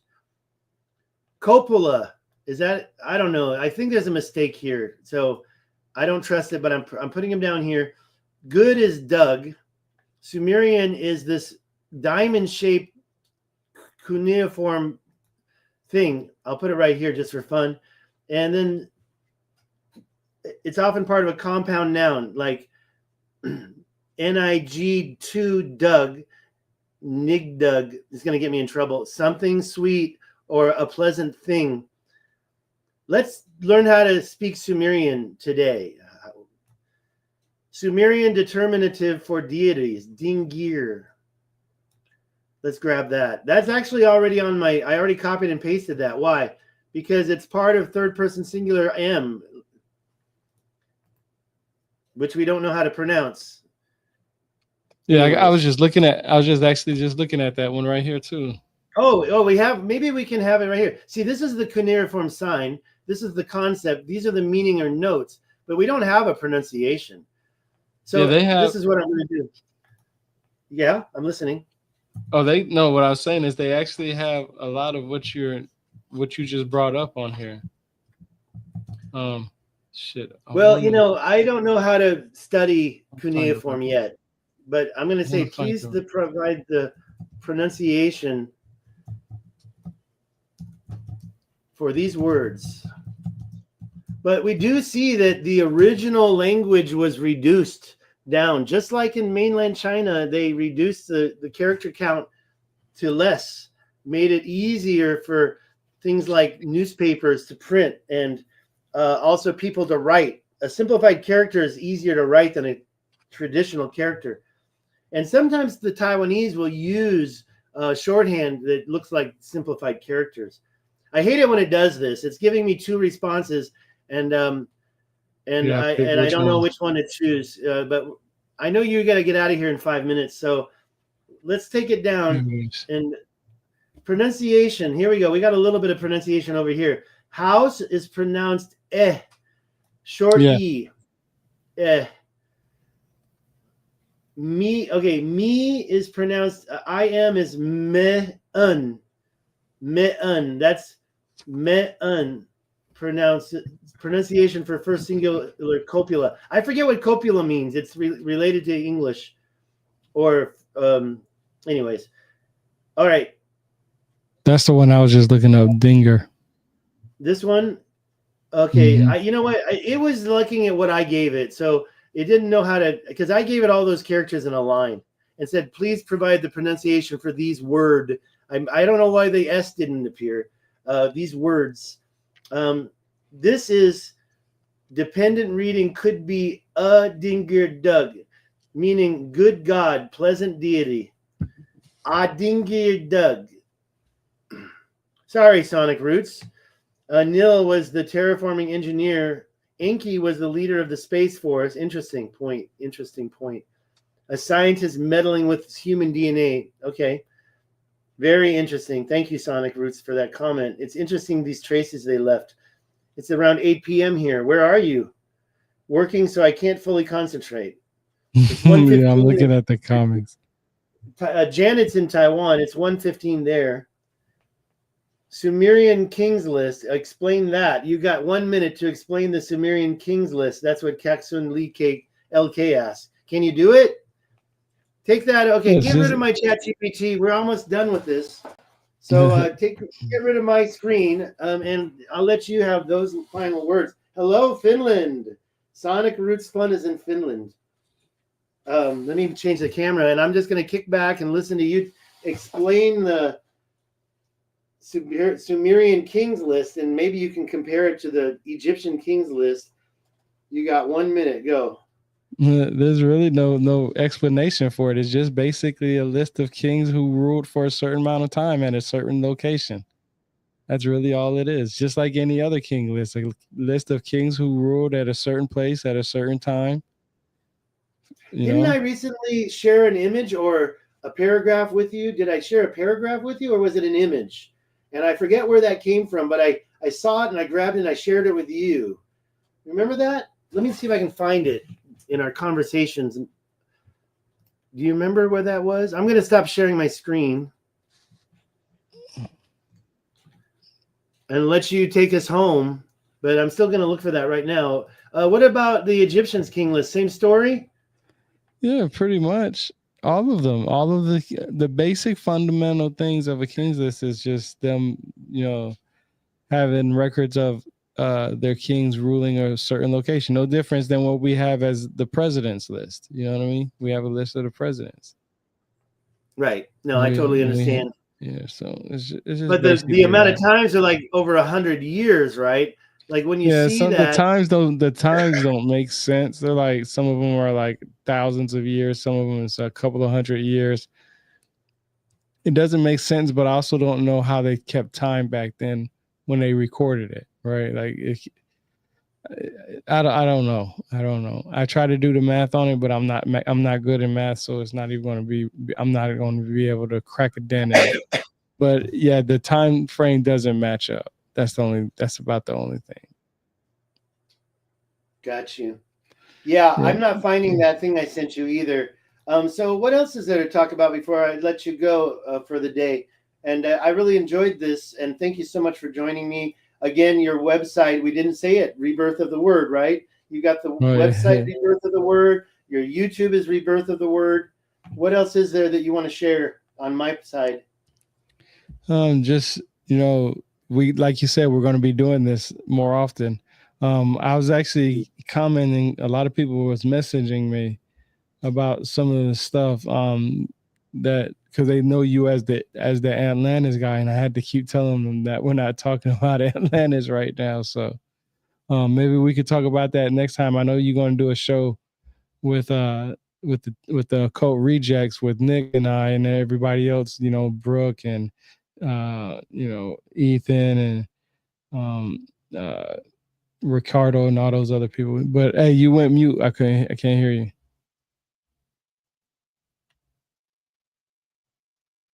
Can you hear me now?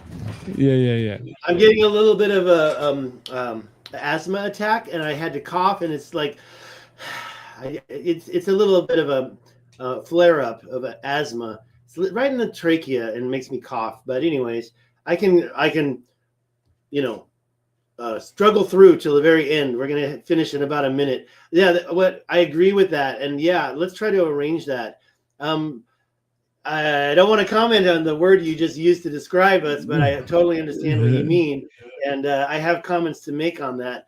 But no, I really enjoyed this, and I don't do a lot of live streams anymore. That guy I introduced you to named Bernie, he went to the Tesla Tech Conference, and maybe he's not available in the mornings, so maybe we can do a stream late at night about my 10 p.m., your midnight, my 9. He's really hard to get started before, and we can hear what he has to say about Tesla Tech and talk about that. He really liked you when he met you that day, so we should get him. All right, cool. That worked. So I'll just appreciate everybody listening. Check out Stig's and go to his website, davidstighansen.com. He has a YouTube channel and all that stuff. So yeah, this was definitely a good one. This is live research.